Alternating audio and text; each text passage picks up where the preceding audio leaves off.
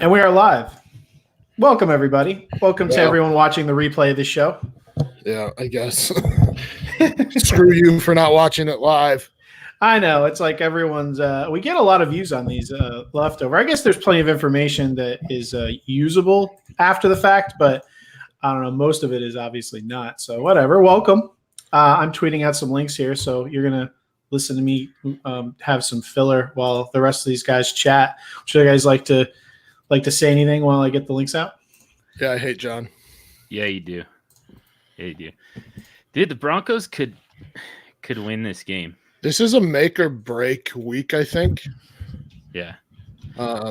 If they win, this kind of, I think, signifies that they are actually can contend for the AFC West, especially now that Kansas City's 6-4 now.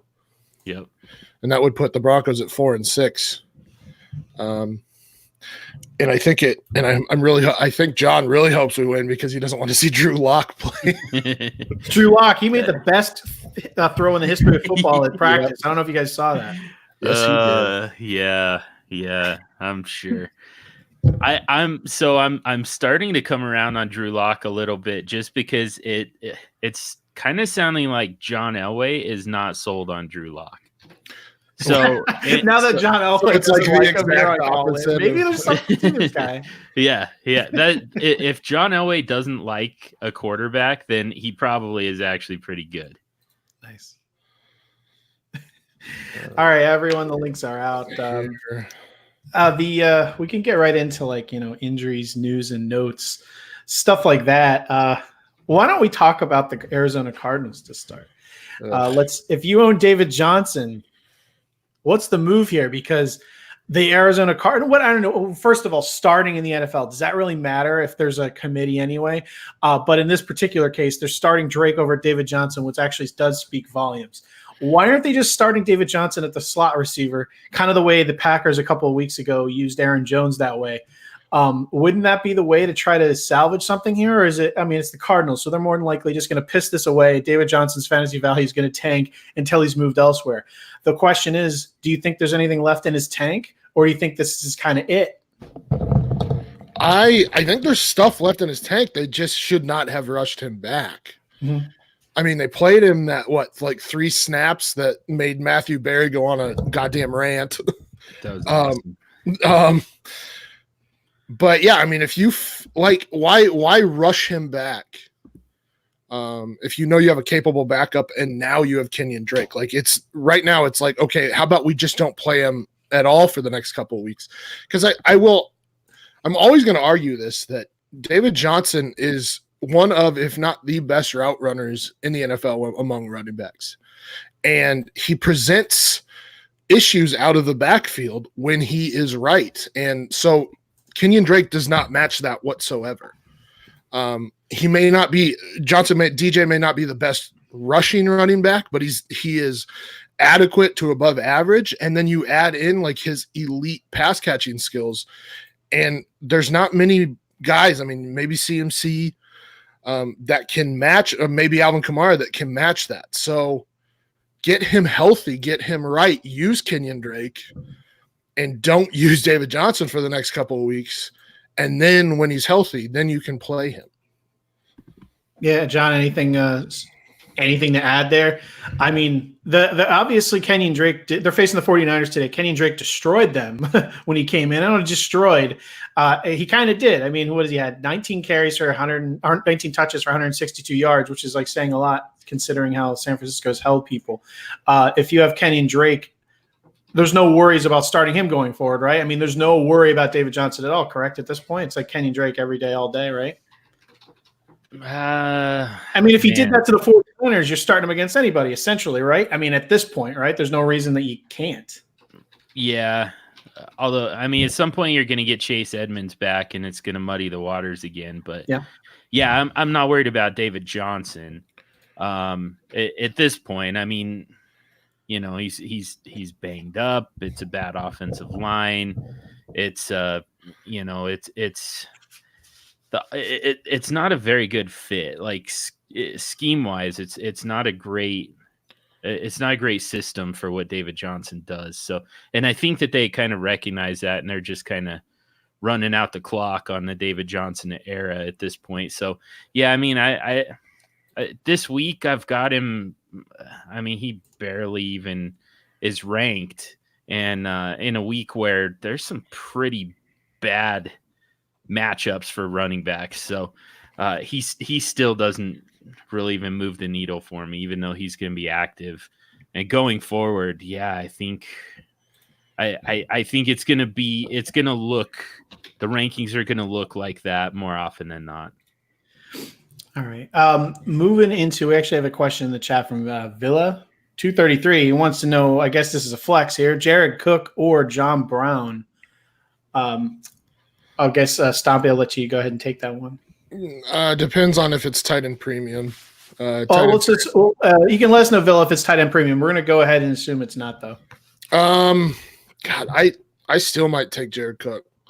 I think this is going to be a high-scoring game. Tampa Bay sucks against tight ends. I believe they've allowed the second most fantasy points to tight ends on the season. Jared Cook, I mean, is there anybody else you're really trusting besides Kamara and Michael Thomas as pass catchers there? Traquan Smith hasn't been involved. Ted Ginn really hasn't been involved. I know there's a lot of people that are hoping for Traquan this week there, but I agree with you there. So, I mean, I think I'm taking Jared Cook. I mean, he in each of his last 3 games, he's had double-digit fantasy points. So, I like John Brown a lot, but I'm going to take Jared Cook here. Okay. What about you, John? You seem like you disagreed with that. Yeah, I'm pretty excited about John Brown this week. Always excited about Smokey. He lets me down half the time. He makes me happy half the time.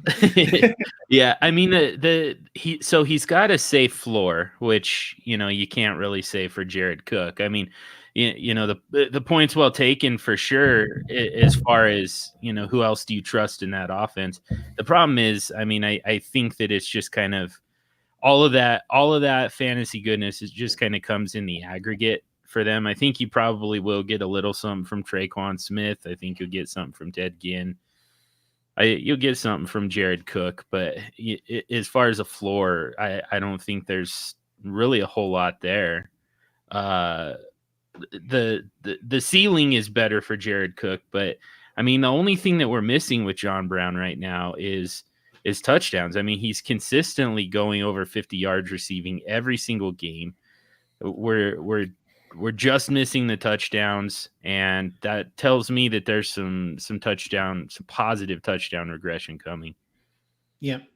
Yeah, I agree. We have another question followed up with that involves Smokey as well. We have here from Top Shelf DFF. He says, "Here's a good one for you: Smokey or Curtis Samuel." Currently have Smokey in there. Curtis Samuel, not close. Yeah, I love Smokey. I already said that, but Curtis Samuel for sure. It's one of him or DJ Moore is going to go off. It's proven that not everyone on that team came in the same game, but the percentage chances are higher for Curtis Samuel. So I'll go there. I mean, John, you still in on John Brown? Yeah, I'm still on John Brown there too. I mean, DJ Moore is a top 10 wide receiver for me. I think he's the guy that you want in Carolina this week. And Curtis Samuel's not a bad start, but I still have John Brown ranked a few spots ahead of him. I mean, we've seen both of them do a lot of Samuel and DJ Moore do a lot of damage together. I mean, last week DJ Moore had the touch, or Samuel had the touchdown. DJ Moore had over 100 yards the previous week. Same thing. So we've seen them both do damage together. Yeah, I meant more of McCaffrey and Olsen and Samuel and DJ Moore. Someone's getting left out in the cold, so you're like, I meant if you're doing some kind of there's something that will be missing at some point. DJ Moore and Samuel, I agree, definitely could do damage together, but we've yet to see all 4 of their guys go off. They just haven't put up that amount of points in a game to make it possible. But I agree. I think that might be possible this week. I saw a tweet from Hillo. I can't remember if it's at HilloFF on Twitter. That basically showed the pace of play between the two, between Atlanta and Carolina. Both have top 6 pace of plays. Both have struggling secondaries. I think it could happen this week where this might be the highest scoring game of the week. Well, their quarterback is obviously proven to be very capable. Last week, the big quarterback to start was in Indianapolis. Everyone, even with T.Y. Hilton now, everyone thought that would be the way to go. Jeff Driscoll was a hard fade. Of course, fantasy football happens. Complete opposite. One was unstartable. One was a monster. Matthew Stafford's going to be out for the year, pretty much the rest of the season here, which fractured back. I don't even know why it was ever a consideration why he'd be coming back after what happened last year, but he's not coming back in a lost season for the Lions the way it should be. Jeff Driscoll, if you're in, super flex, everyone's desperate. You're going to be starting him, but is he a streamable option after what you saw last week for a team that is going to be behind constantly, who actually does have some talented guys to throw to? What do you guys think of Jeff Driscoll moving forward? And is he usable today or moving forward? Not today. It's a pretty bad matchup with Dallas. They'll be chasing points, but Dallas is allowing the fourth fewest fantasy points to quarterbacks. It's going to be a rough one. Well, yeah. Well, given that, I shouldn't even have said today, but like going forward, is he a guy with the weapons? Is like, well, from what you saw last week, is that a no one knows? Like, they didn't properly prepare for an average human throwing to good wide receivers, but for going forward, they'll be able to stop him. Or is he a guy who's under consideration? Do you start him in a good matchup versus one of the typical waiver wire guys in a bad matchup? That's what I'm kind of getting at. I think so. Personally, I guess John and I both host the Superflex Super Show. I would say that he's not a bad QB2 for the rest of the season, just because, like you said, that defense hasn't been good. They will be throwing from behind. They do have some very, like you said, talented pass catchers, Marvin Jones, Galladay, J.D. McKissick stepping up a little bit here. So not a bad QB2 the rest of the way, especially in Superflex. But yeah, if you're streaming and he has a good matchup, I wouldn't be opposed to starting him. Yeah, I'm with you. I expected him to get just his doors blown off last week, but yeah, it's ugly out there, quarterback. So when you're looking at streaming options, you really want to try to exploit. A lot of people rather go talent over matchup, but not in quarterback this year. If you're streaming, you want to chase down those matchups of those, because there's some terrible teams out there. Question in the chat. We got Oglas 21. I don't know. Is that your name? PPR. A-Rob. Ollie Glass. He just followed us. Oh, okay. There you go. Ollie Glass coming in with the A-Rob F1 or Hollywood, which, by the way, everyone, Hollywood Brown is active today for anyone wondering. So he actually is a consideration here. What do you guys think between those three options? Which, by the way, I didn't eat this morning, so I'm going to be eating some blueberry Cheerios, which those are a thing apparently. Nice. Sounds good. How do I rank this? So I like Terry McLaurin as a start this week. I actually have a DFS lineup with Haskins and Terry McLaurin. So doing that 1% ownership lineup. I think I'm going to take Hollywood. I think that game is going to be another shootout this week. The secondary for Houston is not good. It's Deshaun Watson versus Lamar Jackson. So it's going to be high scoring. I think I got to go Hollywood here. And then Terry McLaurin, and then A-Rob for me. Yeah, I literally have Hollywood ranked one spot ahead of Terry McLaurin. So, I don't think you can go wrong with either one of those guys. They're both kind of, they're low-end wide receiver twos for me. There are a lot of good matchups. That's part of the thing. So I'm just going to go with the guy with a better quarterback. It's very similar situations. They're both playing at home against bad defenses. So, tiebreaker goes to the better passing quarterback. Dwayne Haskins has been bogging Terry McLaurin down for, the last couple weeks, and it makes me a little nervous about him. I have these guys grouped together. I have Hollywood at 11, A-Rob at 13, F1 at 14. So, but I have a rule, especially for DFS, always start the wide receiver one against Houston. So Hollywood Brown, welcome to the team. So yeah, I will go with Hollywood there. It's very close. It's a shame you actually can't start a couple of those guys, but I'm assuming you have some better options because there are quite a few wide receivers that are above them. So you probably have some better guys as they were drafted late. But there's your answer as far as those three go. We have another question from T Seal. You have any idea who this is? Terrence Seal or Troy Seal? All right, T Seal 14. Driscoll or Wentz today? That is a question right there.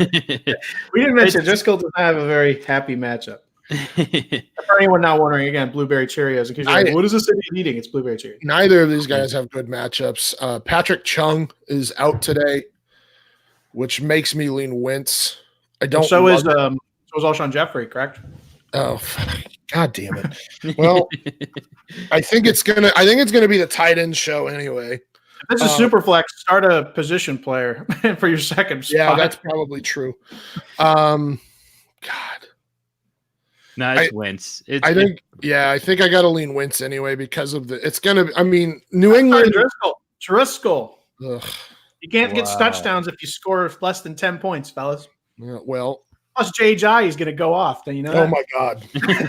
Anybody who thinks that, like, it's just whatever. I loved all of the J.J. pickups this week. I was like, what do you think's going to happen here? J.J. You know what? Colin Kaepernick. I won't fault some people for picking them up because if you're in a deep league, it is ugly out there. Running back, you will literally pick up a corpse if there's a chance it reanimates for even a second, and that's what J.J. is. So, good luck to you. I just dropped him everywhere that I picked him up for Rob Gronkowski. I saw that in the charity league. Why did you do that? I didn't see news. Did something happen?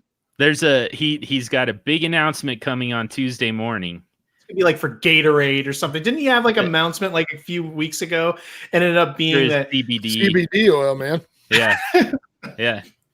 Now he's going to show you the results of the CBD oil and make his big comeback, weighing 120 pounds. Glass here. We were wondering why he couldn't start more of them. He actually says at the bottom here, Tyreek, Gallup are my wide receivers 1 and 2. That's fun. So, yeah, you're in a difficult situation there as far as who to start the rest of the way.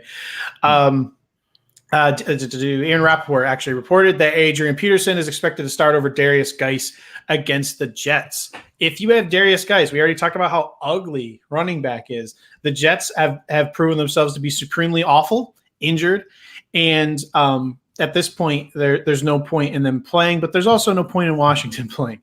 So is there a scenario where you're going to be starting Darius Geis? What do you think about him going forward? Because Adrian Peterson has proven to be adequate if you're really hurting for running back. But, that game is obviously going to probably be closer where there's a game script that actually allows you to start running backs in Washington. The question is, can you start Darius Geis? No, neither of these guys for me. So first of all, the Jets are still top 10 against the running backs. That's the one thing I was talking game script only. Like it won't be a blowout. Therefore, running backs will actually be a part of the plan. Yeah, which is definitely possible. I don't know if the Jets offense is capable of a blowout, but I mean there is that chance. But my issue is, I mean, I think they're going to get Darius Geis involved. I don't know that he gets a majority of the snaps or anything, but I think that you're going to see enough of a split as they try and get guys back involved here that it just kills both of their values. I've got them both ranked as low end RB3s, like back to back. So I want nothing to do with it. Yeah, I think this is a game where Haskins has been bad enough that they stack the box against the run, make Haskins throw. And then, like John said, I mean, it's going to be a split here that you probably don't want either of them in that backfield. Yeah, this is a game where if you play in IDP leagues, this is a fun way to farm some talent here. What do we have next up on the docket? David Montgomery is a game time decision for Week 11 against the Rams. Is Is this a? I mean, they've even though he went off when they decided to finally run the ball, they continue to run the ball this last week. Did not go as well. With him questionable with an ankle, let's just say that you're talking between him and Kenyon Drake. I mean, you're going the safe route and not going with Montgomery, or are you going with Drake against like the 49ers? Trying to think of like a decision someone could actually be looking to make here. That's crazy because I have those two ranked back to back. Wow, see, good. So, I'm fantastic. Yeah, that As are these blueberry Cheerios, everybody. and obviously a byproduct of eating those is clairvoyance. I'll go David Montgomery over Kenyon Drake right now, but I mean that it does make the ankle enter into it for you? Yeah, and that's why I've got it. So I've got him is low end RB2s, and that's the main reason for it. I mean, they're like I said earlier, there's kind of some bad matchups for running backs this week. It's a little tricky to navigate, and it keeps David Montgomery in consideration. But yeah, I mean, he does get bumped down just because there's a chance that we get to the evening game and find out that he's not going to play. And, all of a sudden you're scrambling for, I don't know, what do you do? Like Cordero Patterson, I guess, is probably your guy. Yeah. Here, I know my opinion on this for both of you guys. If you have David Montgomery, Kenyon Drake, and Brian Hill, you just picked up. Who you starting between those three? Brian Hill, not Brian. close. Yeah, Brian Hill by quite a bit. He's like okay, he's like free square this week. That's what I thought too. But some people don't believe because last week, I mean, he didn't do that well. I mean, he didn't really do that well. I agree with you though. I fully would want him over those other two options, but there's some people that just believe that Devontae Freeman didn't look good. This is Hill's job. The rest of the way he's great. I'm like, I need to see him look great. He looked okay. Yeah, it wasn't a good matchup in the first place. New Orleans is good against the run. And Carolina is not. And Carolina is dead last against the run. So, yeah, I mean, it's a lot better matchup. Hill had 20 carries in the not limited time, but in the not full game that he had. And he really outcarried Kenyon Barner, though John liked or said on a podcast we did this week, you just know that like Kenyon, or I'm going to laugh when Kenyon Barner takes over this backfield, and you just don't know with Dirk Cutter. But yeah, I mean, it's Brian Hill's job to, I guess, not lose, but because I still think that Freeman comes back from that foot and he'll take over. But yeah, it's Brian Hill because of the matchup. Yeah, I agree with that.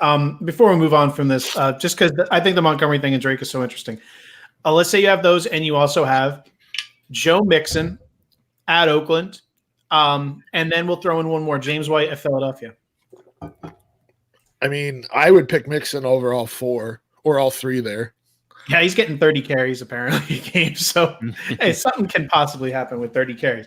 Do you agree with that, John? Joe Mixon for sure? Yeah, Mixon quite a bit. I mean, he's closer to Brian Hill than to, that mess of guys. I've got James White over Montgomery and Drake too, but that one's a lot closer.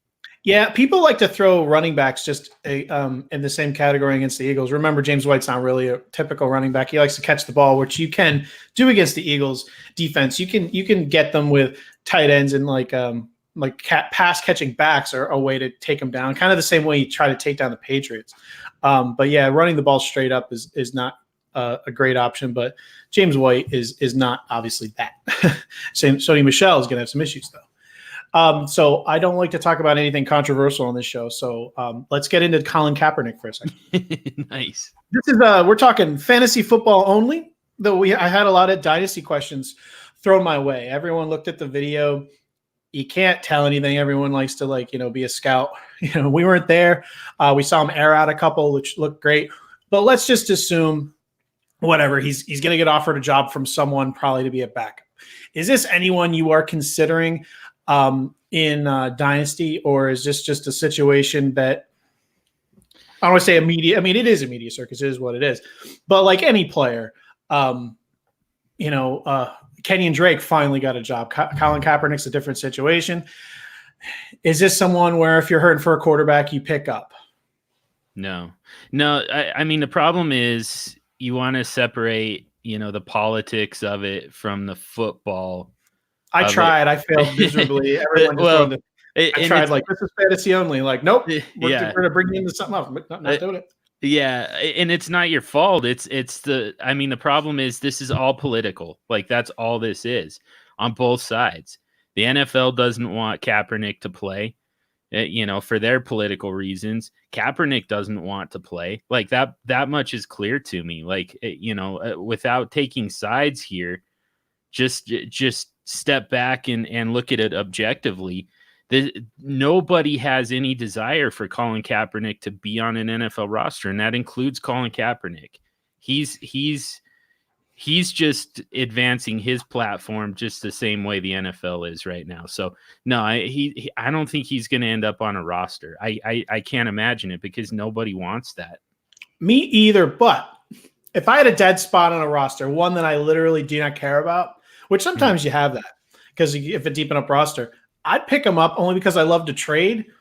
I'll see if there's like some rumors get started, if there's some optimism at some point, and see if I can flip him for literally anything.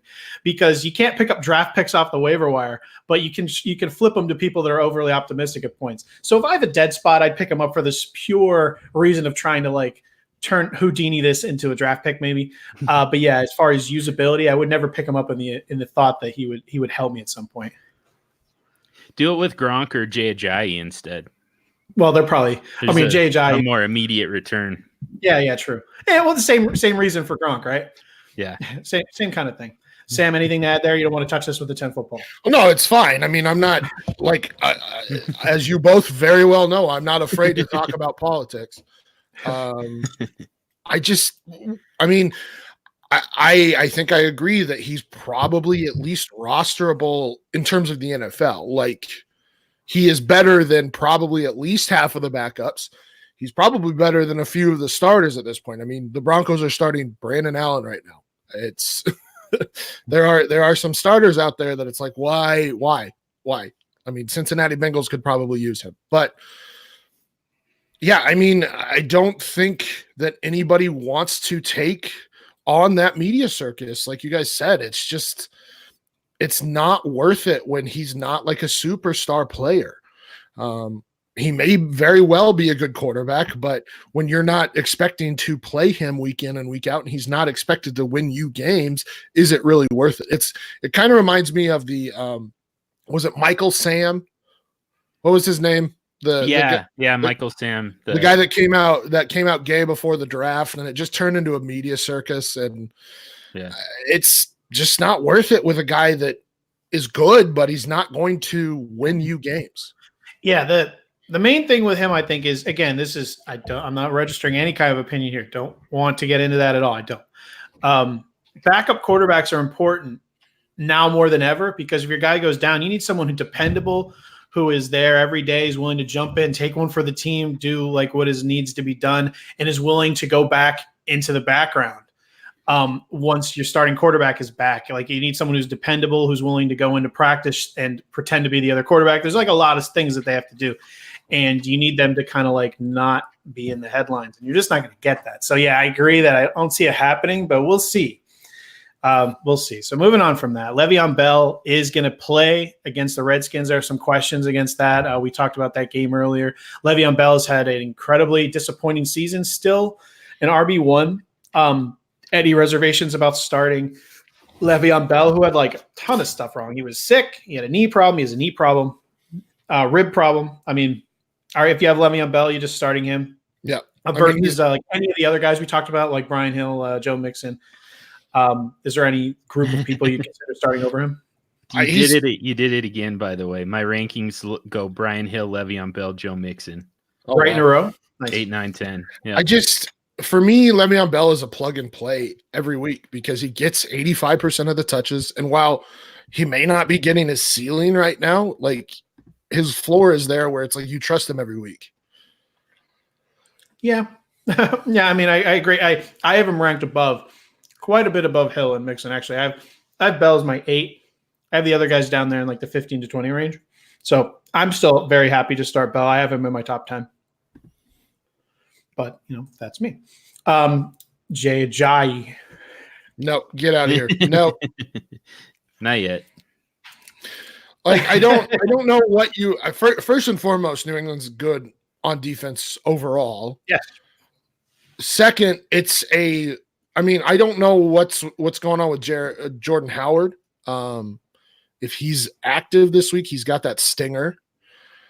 But it's still a running back by committee. And if anything, this is going to be the Miles Sanders show. And I still wouldn't trust starting Miles Sanders this week. So get out of here. Like, it's his first game back. There's no way he's in football shape. Like, there's absolutely not.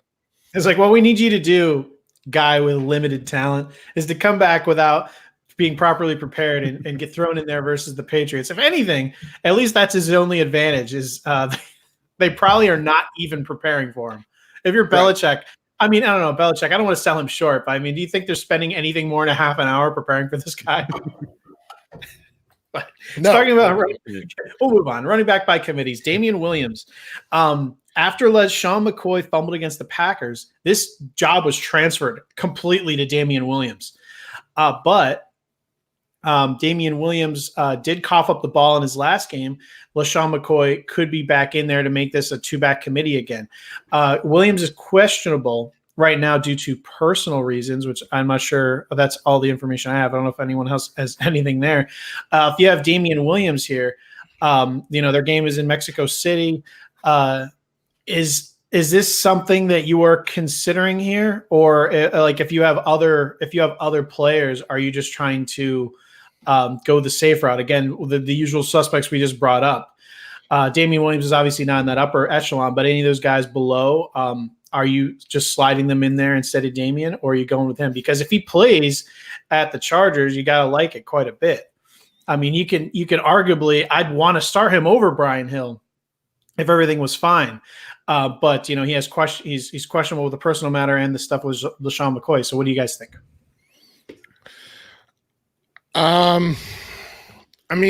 If it's Brian Hill, I probably consider it. But or maybe like Joe Mixon, probably yes. Obviously, are you saying over or not over? Yeah, over Damian Williams. Okay. Lev Bell, obviously. But yeah, LeSean McCoy did not play last week. He played 6 snaps the previous week. Like, it's a Damian Williams job now. And now he has Patrick Mahomes back, so he's gonna be involved in the pass game. Like, I take the shot if it's not like a guy with a fantastic matchup. John? Man, maybe for ceiling, I suppose. I still have him ranked kind of in the middle of the RB2 range, to where, like, I would prefer like Austin Eckler in the same game. I would prefer Austin Eckler, even though Damian Williams, likely gets a bigger workload. He's just not that good. And, on top of that, they don't use the running backs a whole lot. Take away that 90 whatever yard run 2 weeks ago, and he's averaging less than 3 yards a carry. It's pretty gross. And I don't know. There's just there's not enough meat on the bone for me as far as Damian Williams. So, I'm proceeding as if he's going to play. I believe he made the trip to Mexico. I'm assuming that he's going to play, and I still just have very little interest. I think that you probably have better options. Brian Hill definitely, to me, is a better play. Like I said, Austin Eckler, Devin Singletary, Tevin Coleman, on top of some of the guys who are, more slam dunks. So I think that you probably have better options than Damian Williams in most cases. So here's a fun question. Matt and I are contemplating. Our client has. If everyone's wondering why we're staring down, FF Mercenaries, we're talking to our clients live on the air. You can text us anytime. But we do have Damian. They do have Damian Williams starting right now, but they have Brian Hill on the bench. And they also have Joe Mixon. Hill and Mixon. Find a way to get those guys into the lineup. All right. I think I agree with that just because of the question of Damian Williams. Yeah. That is a nightmare of a coin flip, but that's tough. That's tough right there. Damian Williams. You know what? I was never a Damian Williams believer. As far as him going so early, only because I was worried about timeshare. But right now, it looks like it's lined up for him to end the season the way he ended last season. Yeah. And that's why I'm worried to ever sit him. But that matchup with Brian Hill is just so good that I think I want to agree, only because that game's in Mexico City. There's weird stuff going on with Damian. The game's at Monday, so you can't even swap out if something goes wrong. And everyone you'd want to swap to is owned. So I tend to agree with that, going with Hill. Next question up. George Kittle. He is out again, which sucks for anyone who owns him. Freaking Arizona Cardinals. Oh, so bad. Kittle's out. Emmanuel Sanders is questionable with ribs. Looks like he could be out. Ross Dwelly, I think Dwelly. Is he must start here versus Arizona? I mean, last week I was without George Kittle. I decided to go Hollister as my pivot instead of Dwelly. I was happy with that. I can't actually wait for him to come back. I think Hollister actually could be in for a nice rest of the season. But for this week, Dwelly, is he a guy you would consider a must start versus Arizona or no? With assuming Emmanuel Sanders is also out. Not must start.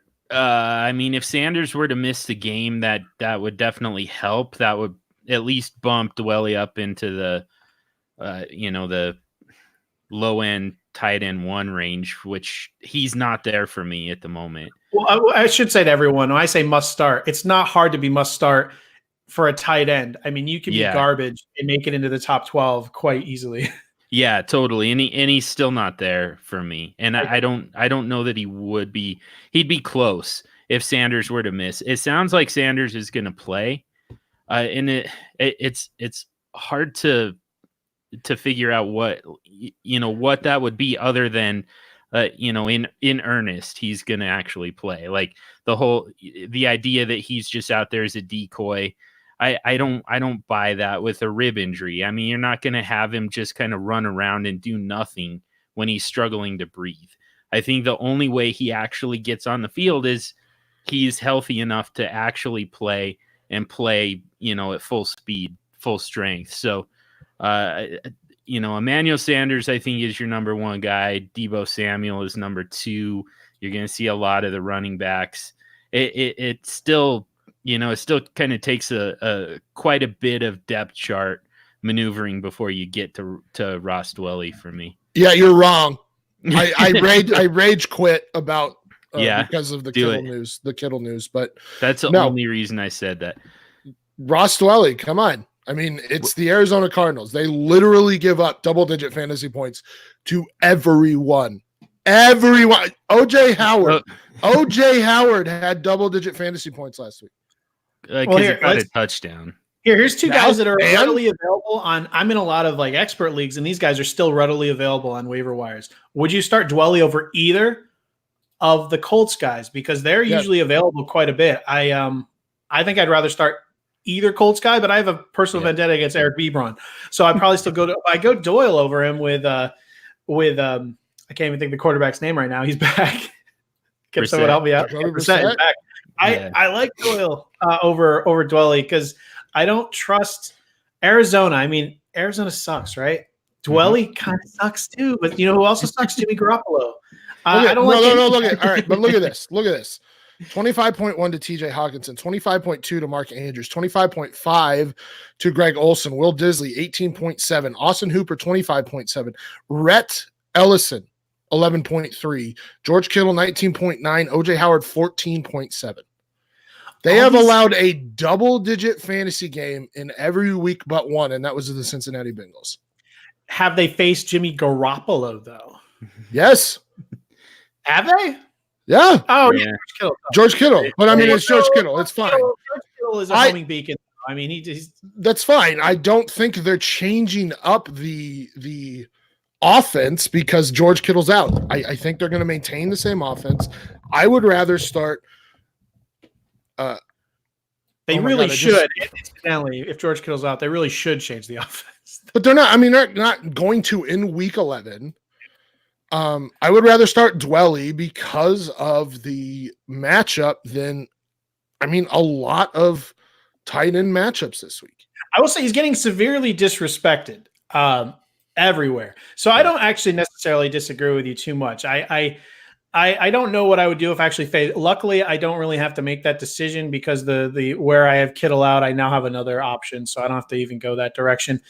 But who would you rather start here, Dwelly versus Arizona or Gerald Everett versus Chicago? Everett.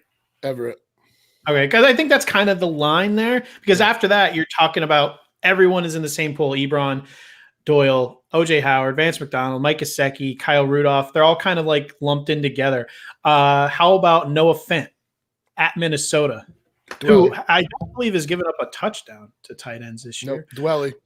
Yeah, Okay. And I still have Fant. I mean, they're essentially they're two receiving options right now for Denver.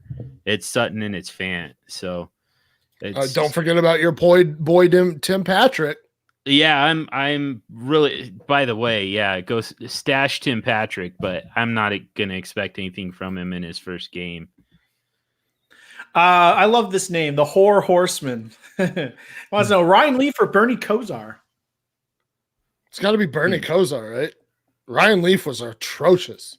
Ryan Leaf, I love that apology. He reads it, and he's like, "Sorry," and he throws it in the air. And then he was like, he was probably high on what was he? He was a drug addict at one point, right? Isn't he like a high school coach or something now? I don't know. Anyway, the answer is Bernie Kosar. The biggest bust probably of all time. Yeah. Hold on. Who's that guy who came out of LSU? Starts with a J, and I can't remember. Jamarcus Russell. Yeah, there you go. Number one bust of all time, Jamarcus Russell. Yeah, but we're talking about like. I still think Ryan Leaf is a bigger. Ryan Leaf would have. You compare him to the guy taken directly next to him. It's well, that's the thing. It's like when there was a kid. There was an actual conversation to be had there about which of these guys goes first overall. Is it Leaf or is it Peyton Manning? Yeah, it was a tough decision for the Colts. Another question from GH Dog, G Dog. I don't know. You gotta tell me if you have a weird name. Tell me how to pronounce it. Not that it matters, but I still like to. Do I start Walker or Wilson of Detroit or Flyer on Clark of Baltimore? I love that question because I actually have to sit for a second and figure out who the hell you're talking about. I know. This feels like is this another older one, like along the Leaf Kosar same lines? Is this like what is this question? Yeah, I gotta say, I go back to 2003. I'm lost. I am lost on this one at the current moment. Like first Clark I think of is Dwight Clark, and I don't think Dwight Clark on Baltimore. No, Dallas Clark was for a little while. Good old Dallas Clark. Oh, IDP. IDP. We weren't in that mindset. Now we all look like morons. But hey, we just got thrown that Ryan Leaf question. We were in a different mindset. Let me look at some stuff. I am not. It was a different time. IDP guy as far as giving out actionable advice you can trust. So I'm going to leave that to my guy Sam here. Oh, God. I would go with Tracy Walker. I mean, Tracy Walker has kind of been dominating this year, but I mean, I guess I haven't looked at his stats of late. Yeah, I would go with Tracy Walker because he's had 5 or more tackles in every game as a free safety, and then he's got passes defended. He's got, I'm going Tracy Walker just because of that tackle floor. Okay, I'm going to go ahead and trust you on that one. So. Moving on to Alshon Jeffrey. We already talked about JHI and your inability to actually play him anywhere. Alshon Jeffrey is out, which is why we were saying Carson Wentz, who was already a bad option, is an even worse option. Is there any reason to take advantage of anyone else in that passing game against this, Patriots defense?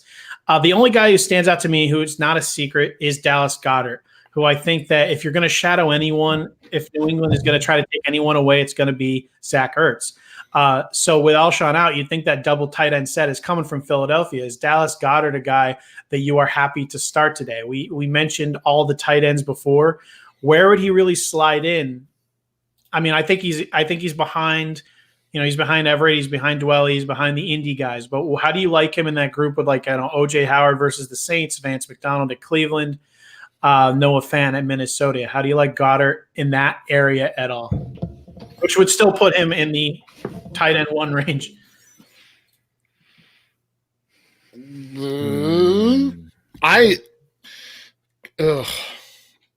It's kind of gross.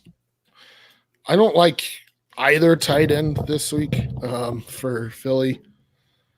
I mean, if I'm going to take one, it's probably Goddard for a touchdown, but I'm still good with Ertz as a top 5 tight end on volume. Oh, I'm not. No, I'm not saying you take him over him. I'm just saying that due to the way the game script and the way that they're going to attack Philly, that they're probably going to try to get Goddard involved, because I got to assume they're not going to, with Alshon out, they're not going to try to lean heavy on Aguilar, Mac Hollins, or Jordan Matthews, right? Right. Yeah. I'm still. I mean, that kind of is what you would be chasing, is that touchdown, and I feel like, I mean, obviously you've got a better shot at that with Ross Dwelly. I think you've got a better shot at the touchdown with Eric Ebron, Tyler Eifert. Yeah, Goddard's not really on my radar today. I think even Irv Smith is probably a better option than Dallas Goedert. Yep. Marshawn Lattimore is out for the Saints. I'm not sure what this. I mean, there's nothing actionable here, really. I mean, you're not sitting any of those guys anyway. It does not affect OJ Howard. It wouldn't have anyway. So, I mean, it helps Mike Evans. I mean, you were going to start him anyway. You're not sitting him anyway. Maybe from a DFS standpoint, yeah, it's useful information. Yeah. I mean, you can start him with confidence where you usually couldn't. Marshawn Lattimore, just for whatever reason, whether he's good or not, he just kind of dominates Mike Evans. So it just gives you that much more confidence. Makes Mike Evans a top 3 wide receiver this week. Yep. We're going to run through the rest of the games, or all the games one at a time real quick. If you have any piece of just start or sit advice, just one piece of advice from the game that we haven't gotten to that's maybe not obvious, we can go ahead and do it now. Jets at Redskins at 1:00. Sam, is there anything in this game we hadn't talked about? Although we broke this one down. I don't know why we talked about this game so much, but we did. What's the biggest start or sit advice you got for this game that people should know? Honestly, Dwayne Haskins is not a bad start this week. Jets are allowing the 7th most fantasy points to quarterbacks over the past 5 weeks. They've allowed an average of 29.6 fantasy points to Gardner Minshew, Ryan Fitzpatrick, and Daniel Jones. So not the cream of the crop there. And they rank 24th in DVOA against the pass. So while I understand Dwayne Haskins has not instilled any confidence in anybody, I said it before. I have a lineup that I'm stacking Dwayne Haskins and Terry McLaurin this week because how bad that Jets defense or that Jets secondary has been. I think I know the answer to this, but I mean, are you starting him or Sam Darnold? Haskins. Really? I mean, I'd start Darnold. I have Darnold as a set. I keep going back to the well with Darnold.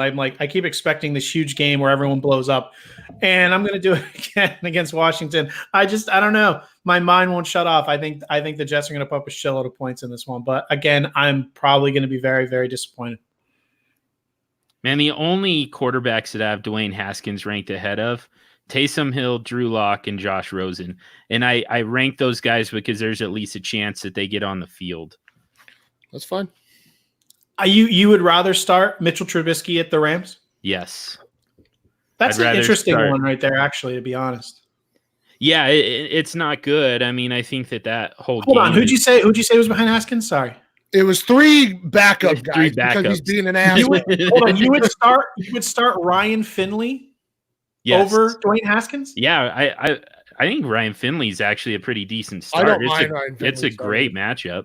No, it's a good matchup for sure. I think that's one worth discussing because I think that's probably, I mean, definitely in standard leagues, both of these guys are sitting around waiting to be picked up. And you like Driscoll versus Dallas over Haskins? Yeah, yeah. We just haven't seen anything from Haskins that inspires any kind of confidence so far. And I completely agree with that, but it's the matchup. Like there are some matchups out there. Like I have Haskins over Wentz, over Sam Darnold, over Trubisky this week. I put him over Driscoll. I mean, that's just off of the start. He's gonna burn me again this week, Driscoll. But I've got Driscoll one spot ahead of Haskins. I've got to see it from Haskins. That's kind of the bottom line before I'm going to feel. And I mean, he doesn't have great weapons to take advantage of a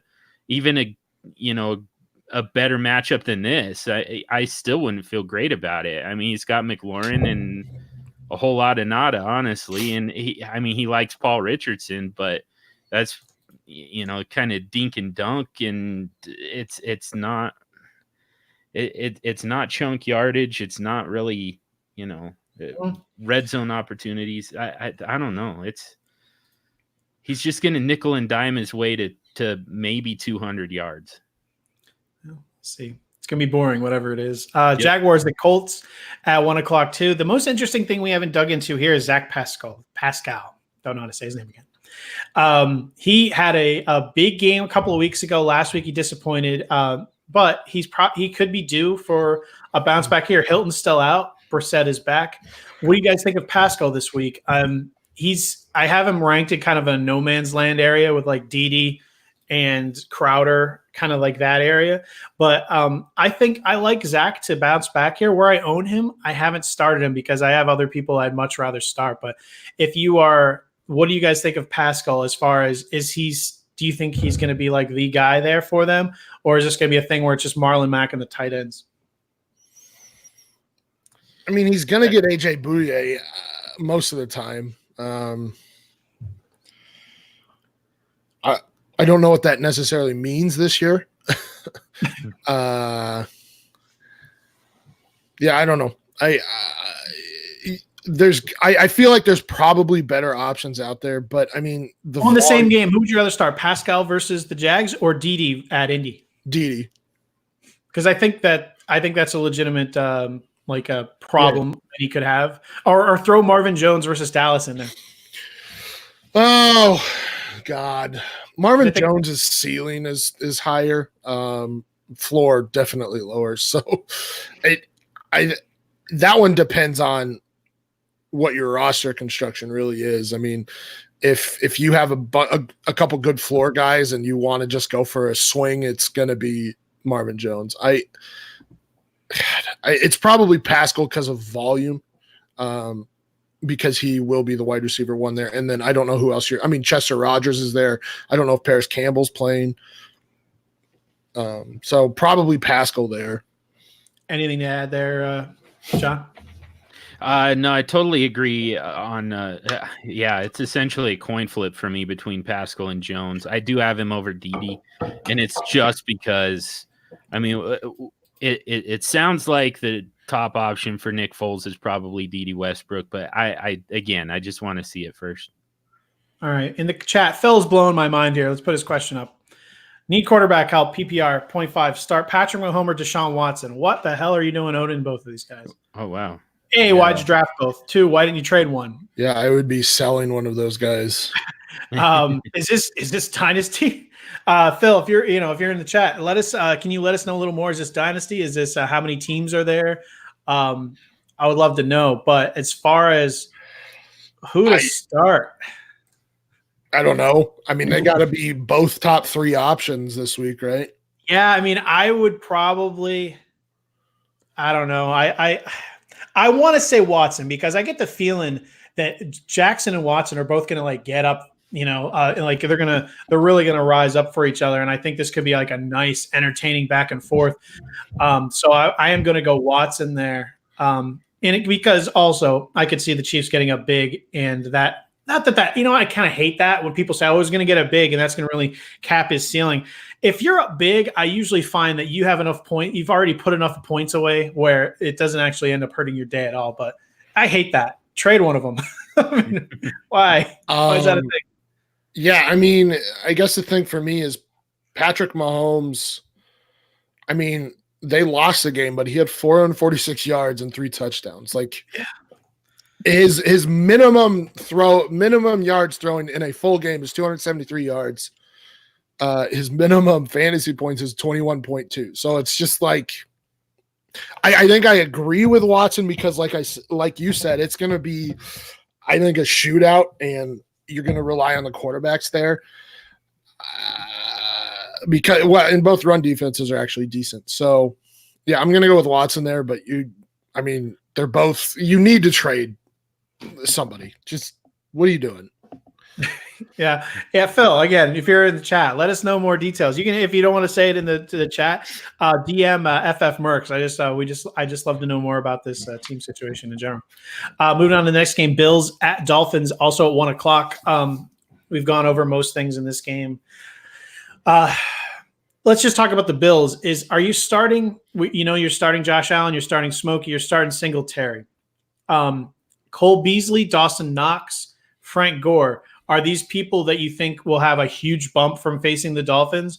Or since it's the Bills, are these just people you can start as usual? Does any of those players I mentioned get any kind of significant bump facing Miami this week? Not really for me. I mean, Yeah. Beasley's always a good flex. Mm.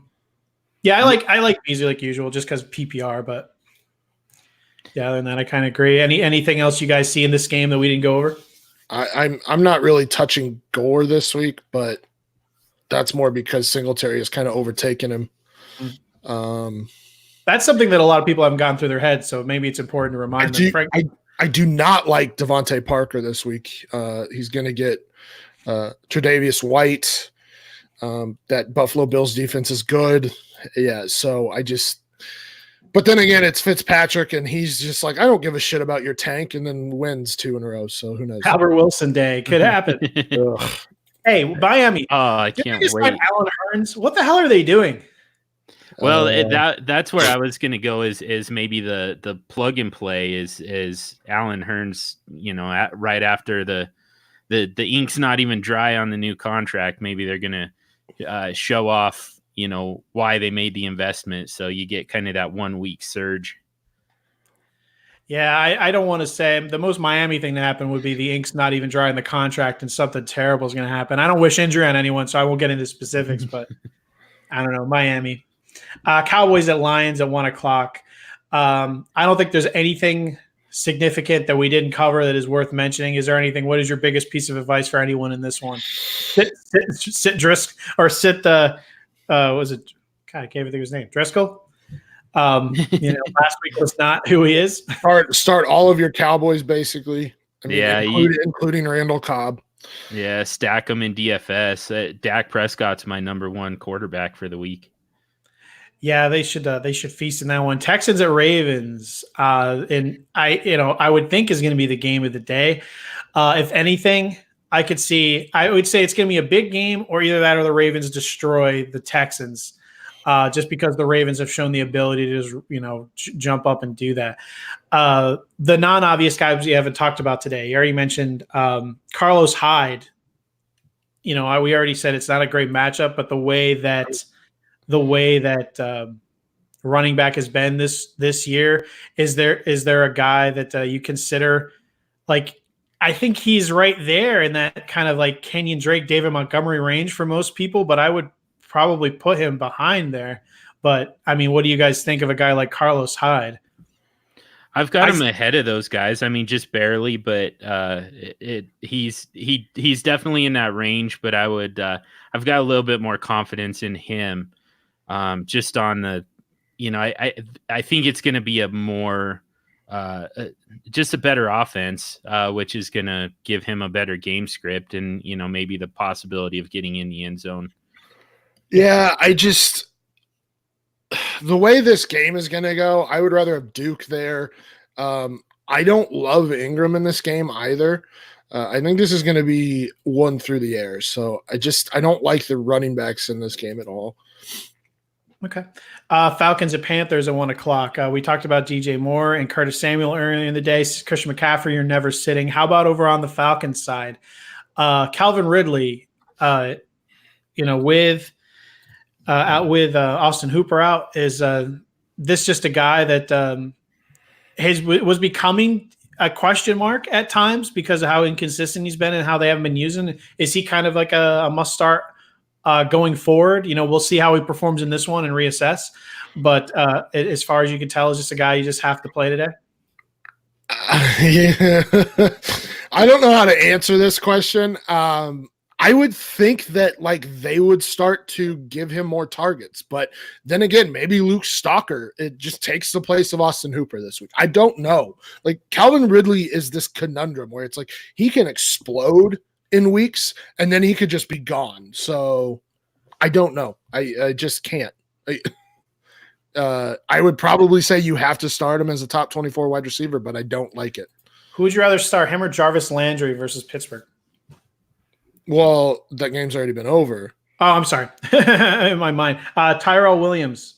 Tyrell Williams, because it's Cincinnati. I mean, I understand that they've been bad against or decent against wide receivers, but all right, same game. Tyler Boyd at Boyd, 100% Boyd. I wouldn't actually. I would. I've got Ridley over Boyd. You guys are so dumb. Well, no, but I think Ridley's become a question mark. So is Boyd. How's Boyd a question mark? Because he hasn't been as consistent as we were hoping he would, and obviously there's a question mark at the quarterback position. I like Boyd. I think Boyd is great, but I just think as far as dependability, I'm not so sure. I mean, I guess it depends on what you talk about with dependability. I mean, he gets 7 or 6 or more. I mean, this year he's had 6 or more targets in every week. The last 2 weeks, I mean, last week he had 8 targets. He caught 6 for 62. I mean, that's 12.2. While you're not getting the ceiling there, you're still getting the volume for me. No, I think it's close, which is why I brought it up, which is I figured everyone would be split on that. The last one is Calvin Ridley versus Robert Woods, who's versus Chicago. Ooh.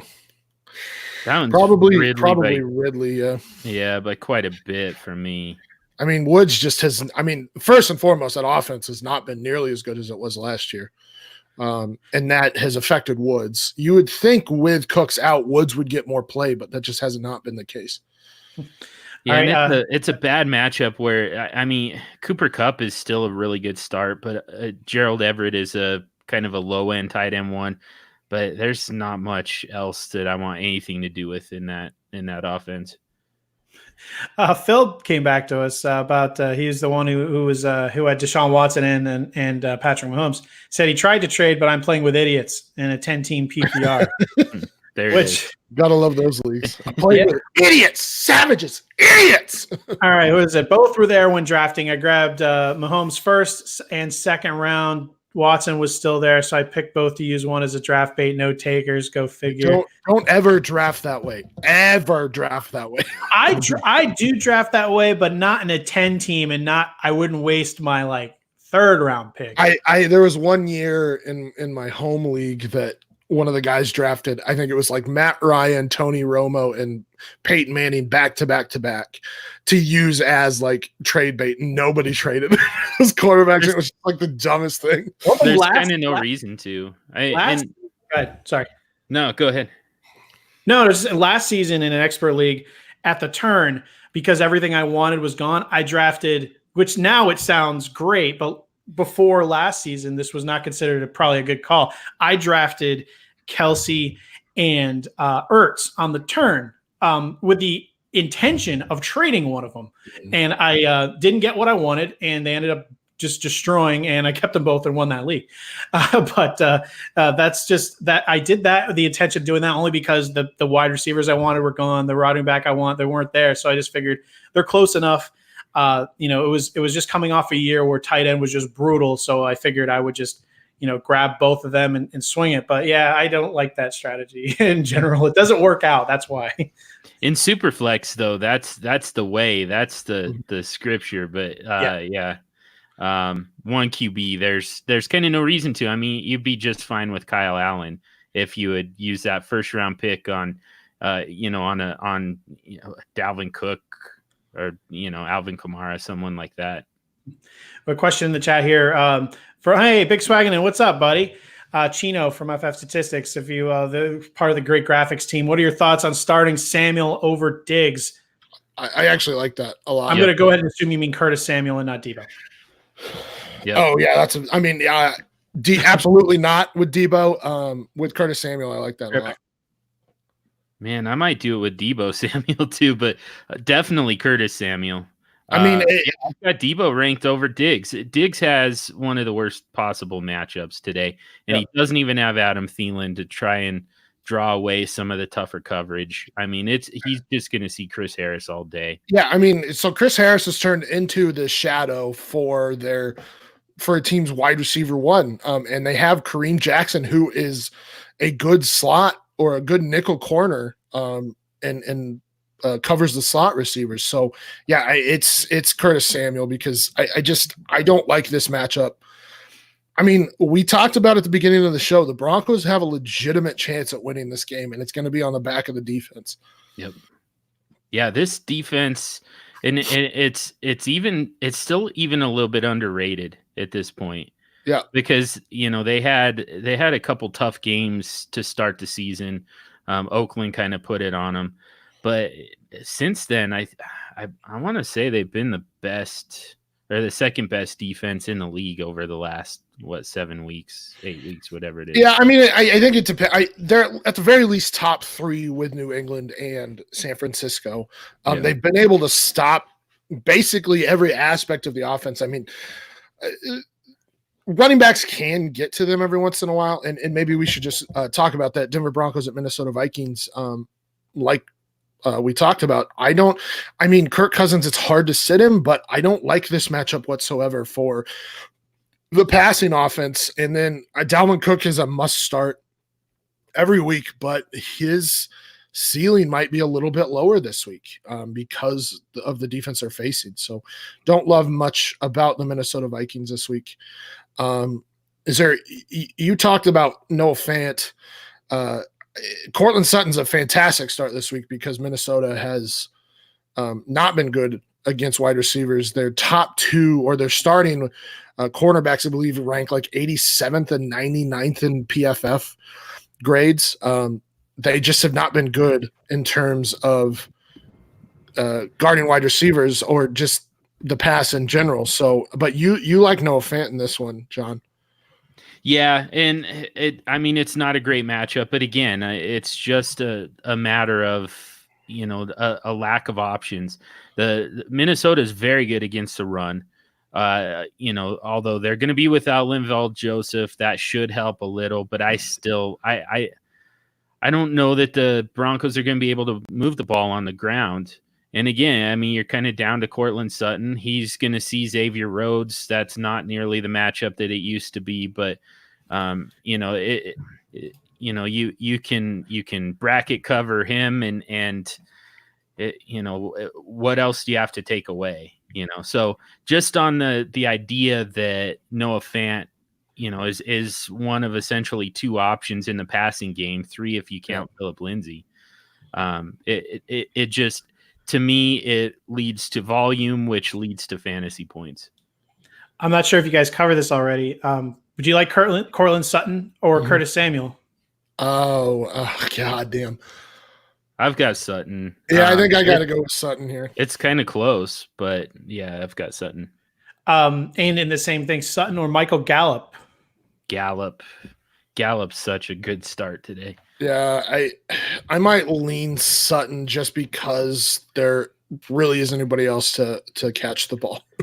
Yeah, that's kind of what I was getting at too. And for the same thing, this is a little different, but how about Cortland Sutton versus Kenny Golladay? Golladay. It's Sutton for me because of the matchup.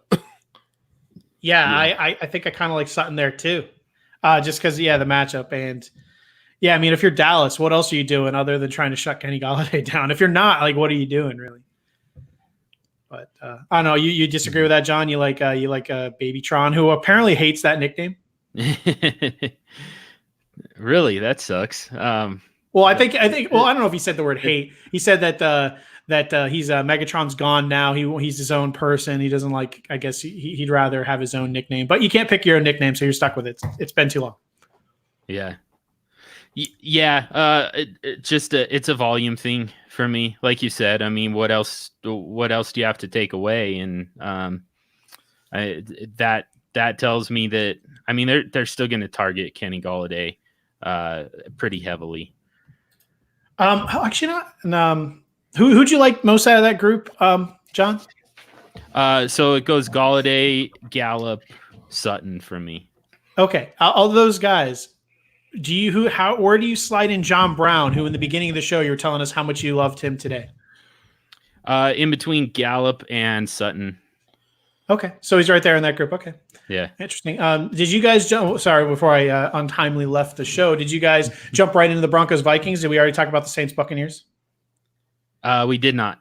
All right, well, let's jump into that one. Ronald Jones Jr., who is finally a guy where I don't know if you believe in how much they use in the passing game, but they claim that they're going to get more creative in ways to do it, which would be tremendous.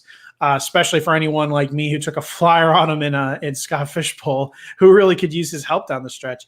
But the Saints are very good at stopping the run, so obviously getting him involved in the passing game will help tremendously. How do you like Ronald Jones Jr. this week? Obviously, you're starting everyone in the passing game for the Tampa Bay Buccaneers, but how do you like him against the Saints as a running back? I don't. Stomp mentioned it earlier. It's just such a bad matchup for running backs and such a good matchup for the passing game. Mm-hmm. Game script is just heavily leans in favor of, Ronald Jones being essentially useless today. Would you rather have him or James White versus Philly? James White. James White, definitely. I think it's kind of very similar situations, but yeah, I think that New England has less options. You say similar situations, but I mean, no, I meant similar as far as the team is much better off throwing the ball against their opponent. Right. And that's why James White should be the better option, because you're not really trusting James White to run the ball. I mean, maybe he gets 3 or 4 carries, but he's mostly 5, 6, 7 target guy. Whereas Ronald Jones, I mean, yes, we're getting 1 week sample size. Yeah, but Bruce Arians saying that, he's becoming a better route runner and a better pass catcher, but he's not James White in terms of a pass catcher. So, no. And you rely on Ronald Jones more on the ground, and New Orleans is just, I mean, one of the top 5 defenses against the run in the league. Ronald Jones caught more passes last week than he did in like his previous 3 years or something crazy. So I agree there. How do we like Ronald Jones, at least? Because obviously he's intriguing enough. Where do you like him in the Phillip Lindsay at Minnesota, David Montgomery, Kenyon Drake tier? All those guys over Rojo for me. Okay. Yep, I agree. All right. Yep. I guess I don't know what I'd do if I actually was in that situation, because I'm not in that situation. I think I start Ronald Jones over David Montgomery only because the ankle bothers me, but that is the only reason. But I agree with you the rest of the way.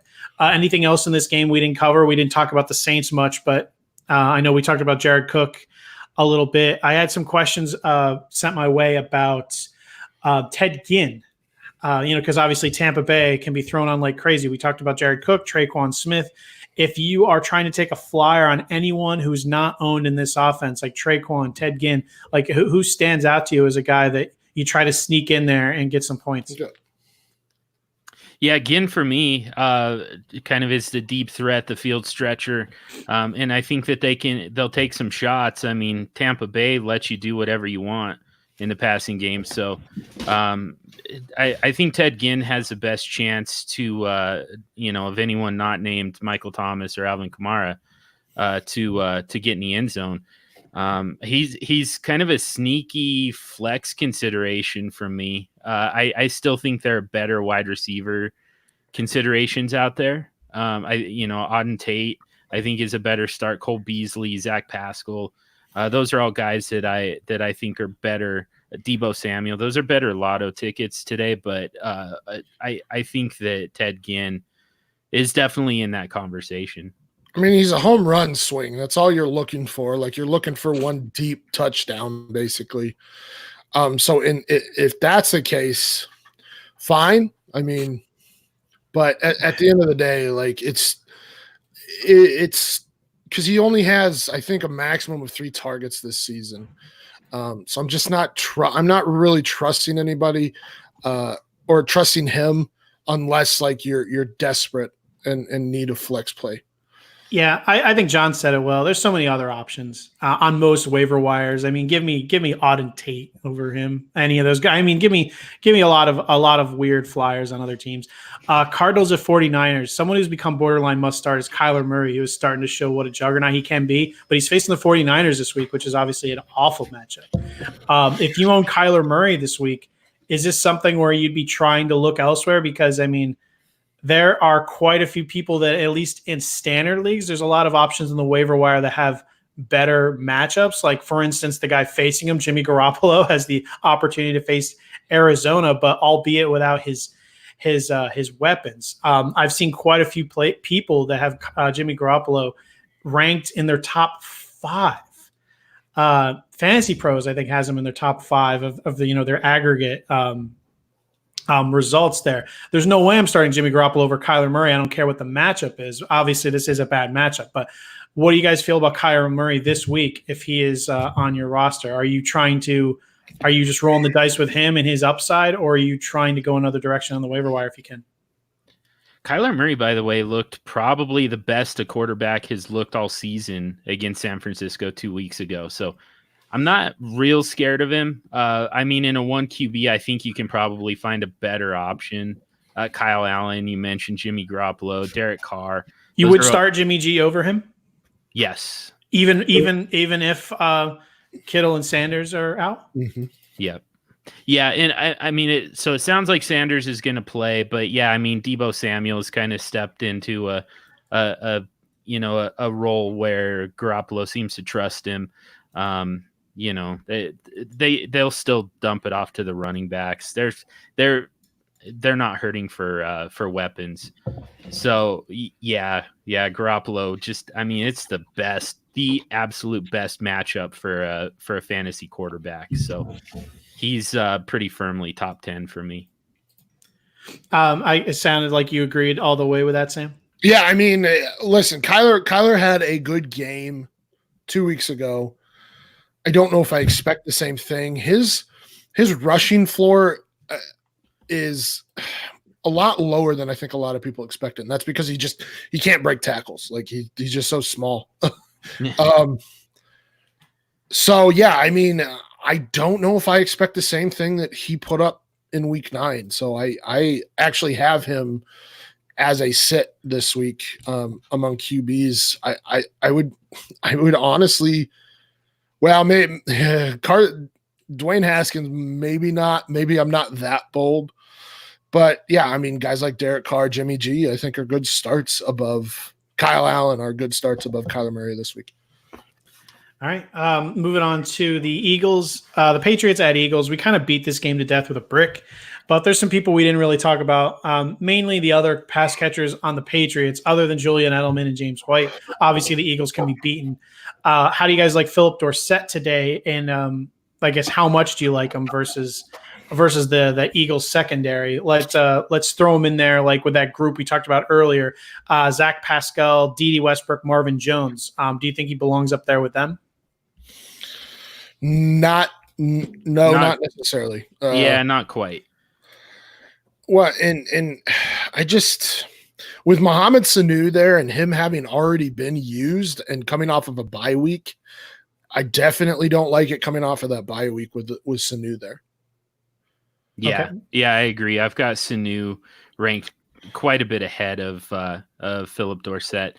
Philadelphia is also they've had a lot of injuries when it comes to their slot corners. They missing both of their top guys and have been for most of the season. So it's a much better matchup for the slot receiver than the perimeter guys. Tyler Boyd or Mohamed Sanu this week? Boyd for me. Yep, Boyd. Mohamed Sanu at Philly or Calvin Ridley at Carolina?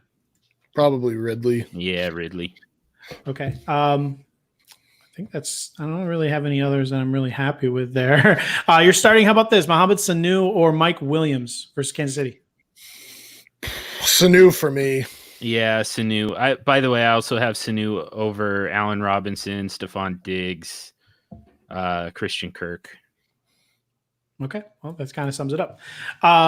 You like him over Terry McLaurin? No, I'll take McLaurin. Yep, agree with that.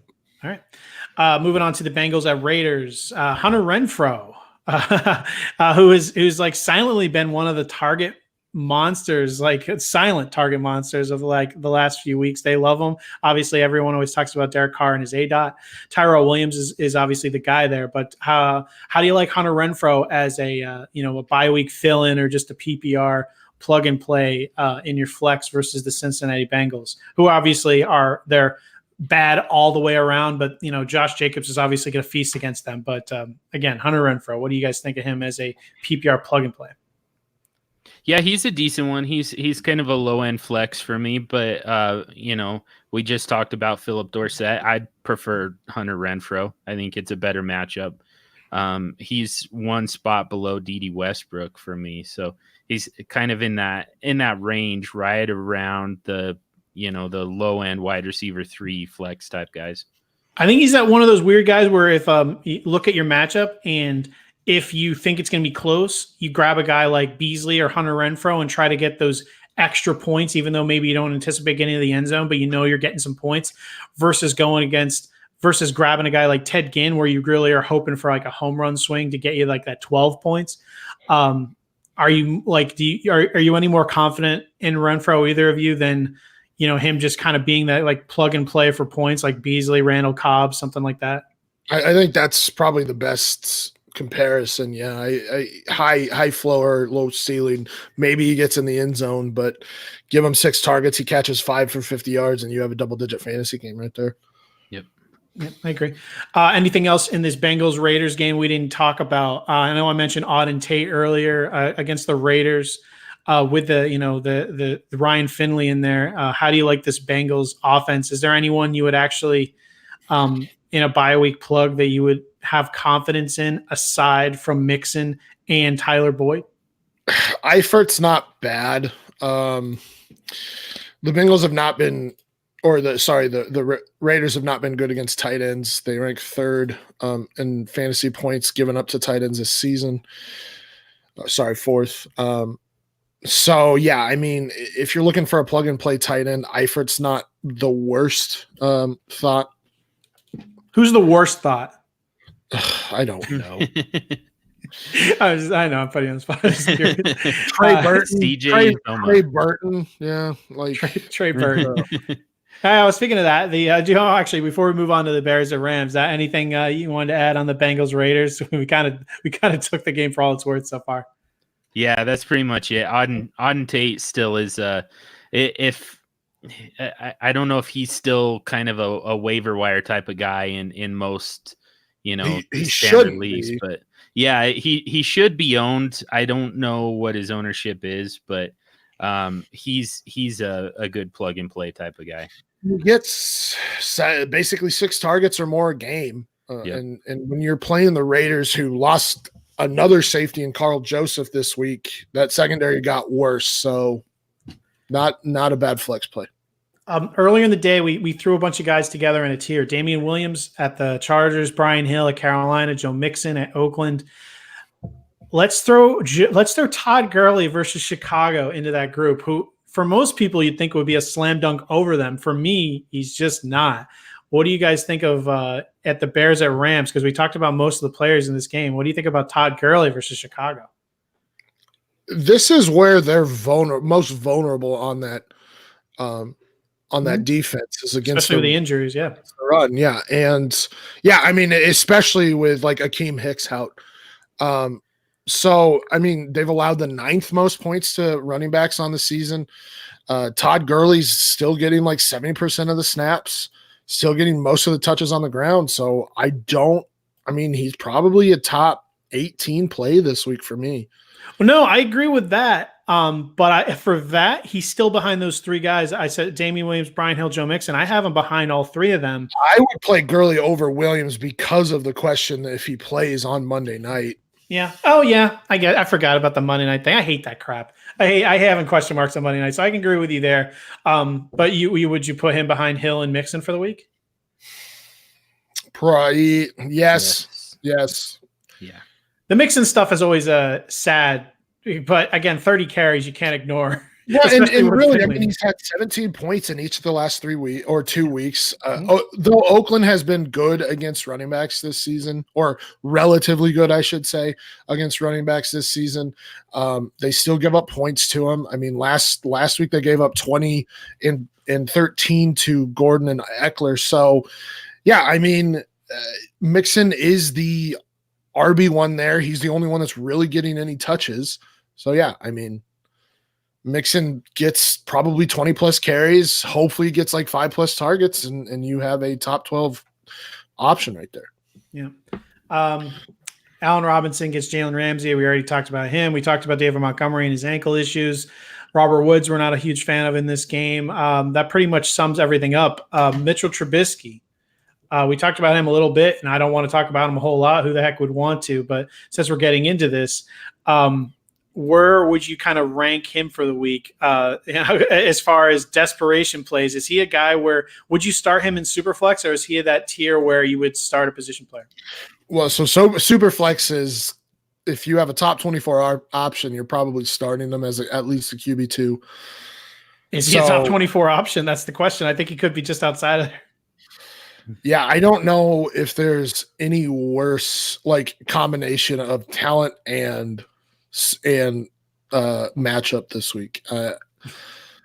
I have to start him in one league, and I hate it. I actually have to start him in the Scott Fish Bowl, and I hate it so much.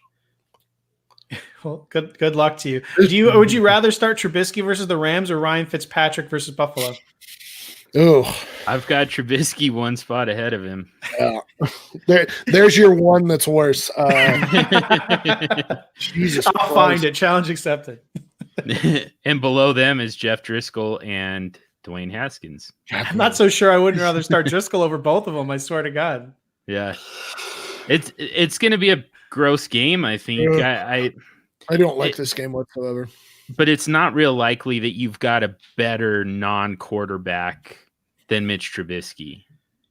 Even in a bad game. I mean, he still has there's a chance that he throws for one, runs for one. God damn. The over-under for this game is 41 points. Like I believe it's the second or third lowest of the week. Take the under. Jesus Christ, that's bad. Yeah, and John brings up a good point. Is while he has not been running the ball this year, he could end up running the ball in for a touchdown, and that helps you a ton. So let's say you lucked out and you actually have some depth at tight end. Like what if you have a guy like Gerald Everett on your bench? Probably would you ever consider starting a second tight end over one of those quarterbacks in a superflex, or no? That's just drawing the line too far. It would have to be a top 5. Yeah, and I would say only in tight end premium. I just like there. I mean, I have leagues where I'm starting Kyle Allen, and there's not much that unless there was like a really good matchup, I'm not doing it. Okay, I mean, all right. I mean, we talked about him early in the show, so I'll just bring it up. I have him as a top 5 tight end this week, possibly top 3. Jared Cook at Tampa Bay, is he a guy you could possibly consider this week over a bad quarterback? Because at Tampa Bay, I mean, I know Sam brought in his optimism, possibly. I mean, but there's some risk there. But there's obviously a huge risk in starting the other guys. Is he a guy you consider? Because I mean, I like him over Ertz this week. I wouldn't do it. Obviously. Yeah, I wouldn't do it. The only guys that I would do it, especially without a tight end premium, would be Kelsey, Hunter Henry, Darren Waller, Mark Andrews. Okay. Right. And it's only because those guys have a fairly safe floor to where I can actually justify it.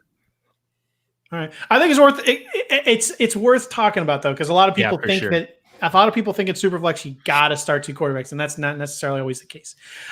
In Mexico City, we already talked about this a ton, but the last game of the weekend, before we sign off here is Kansas City versus the Chargers.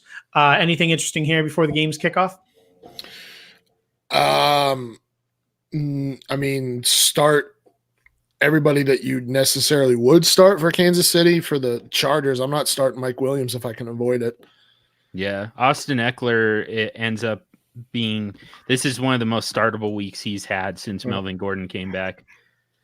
Who would you rather start, Phillip Rivers or Kyler Murray? Probably Rivers. Yeah, give me Rivers, man. All right, one more before we sign off. Phillip Rivers versus Kansas City or Derek Carr versus Cincinnati? Carr. All right. Thank you for listening to FFMercs, everybody. Enjoy your week 11. Good luck. Unless you're facing me, then lose.